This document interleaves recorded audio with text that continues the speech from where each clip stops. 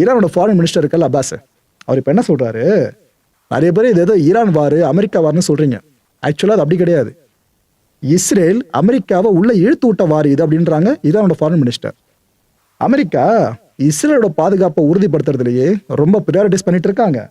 அமெரிக்காவோட பேசஸ்லாம் மிடில் ஈஸ்ட்ல இருக்குல்ல, இதெல்லாம் அமெரிக்காவோட பவரை காட்டுறதுக்காக இல்லை, இஸ்ரேலோட பாதுகாப்பை உறுதிப்படுத்த தான் மிடில் ஈஸ்ட் முழுக்க அமெரிக்கா அவ்வளோ பேசஸை வச்சுக்கிட்டு இருக்கு. அமெரிக்கா எல்லாத்தையும் தியாகம் பண்ண ரெடி ஆயிட்டாங்க. யாருக்காக? இஸ்ரேலுக்காக. இது ஏன் பண்றாங்கன்னு எங்களுக்கு புரியலன்னு சொல்றாரு யாரு? Iran foreign minister. அவருக்கு புரியலன்னு சொல்லும் போதே பதில் அவளுக்குள்ள இருக்கு. கண்டிப்பா வீடியோ பார்த்துருக்கவங்களுக்கும் பதில் மனசுக்குள்ள இருக்கும். எதுக்காக இஸ்ரேல் அமெரிக்கா இவ்வளோ ப்ரொடெக்ட் பண்ணுது அப்படின்ட்டு. இஸ்ரேலோட நோக்கம் இருக்குல்ல, இது என்ன தெரியுமா? கிரேட்டர் இஸ்ரேல் அப்படின்ற ப்ராஜெக்டை ஃபுல் பிளெஜா பண்ணி முடிக்கிறதா அப்படின்னு ஈரானோட ஃபாரின் மினிஸ்டர் சொல்லியிருக்காருங்க. அதாவது நிறைய நாடுகளோட பாகங்கள், அந்த நிலப்பரப்புகளை இஸ்ரேல் கொஞ்சம் கொஞ்சமா சேர்த்து அது இருக்கிறதுலே மிடில் ஈஸ்ட்ல பெரிய ஒரு நாடா மாறிடுச்சுன்னு அப்படி இருக்கும். இதைத்தான் அகண்ட இஸ்ரேல், கிரேட்டர் இஸ்ரேல்னு சொல்லுவாங்க. அப்பேற்பட்ட ப்ராஜெக்டை நோக்கி தான் இவங்க ஃபுல்லா இனிஷியேட் பண்ணிட்டு இருக்காங்க. இதுக்கு அமெரிக்காவும் ஃபுல்லா ஹெல்ப் பண்ணிக்கிட்டு இருக்குன்னு ஈரானோட ஃபாரின் மினிஸ்டர் பேசி வச்சிருக்காருங்க. ஆக்சுவலா இந்த கிரேட்டர் இஸ்ரேல்ன்ற கான்செப்ட் பல பேருக்கும் குழப்பமா இருக்கும். ஆனா இப்ப தெளிவா உங்களுக்கு விளக்கிடுறேன். இது ஒரு ஜியானிஸ்ட் கான்செப்ட்டுங்க.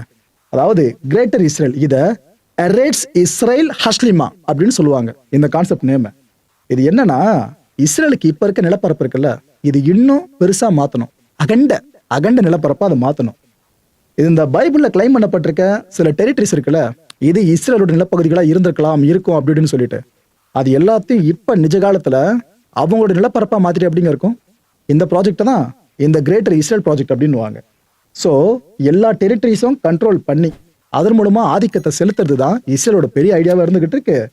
இது இந்த ஜோர்டன் ரிவர் இருக்குல்ல, அதுல ஆரம்பிச்சு மெடிட்டரேனியன் சி வரைக்கும் அவங்களோட ஆட்சியை கொண்டு போய் அவங்களோட ஆதிக்கத்தை செலுத்தணுன்றதான் இவங்களோட பிரைமரி மோட்டிவ்.